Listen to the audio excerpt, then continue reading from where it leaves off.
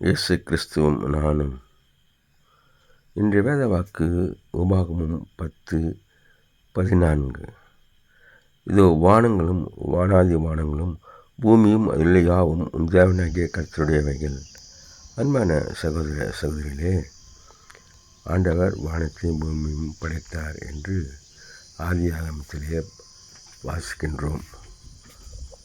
வானங்கள் தேவனுடைய மகிமையை வெளிப்படுத்துகிறது என்று சொல்லப்பட்டிருக்கிறது. வானமும் சர்வ சிருஷ்டியும் அவரால் சிருஷ்டிக்கப்பட்டது. வானம் அவருடைய சிங்காசனம்.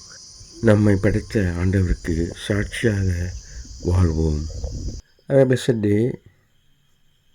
God bless you. Take care. Be safe. Give your heart to God, your hand to man. Please subscribe, like and share it. Thanks for watching.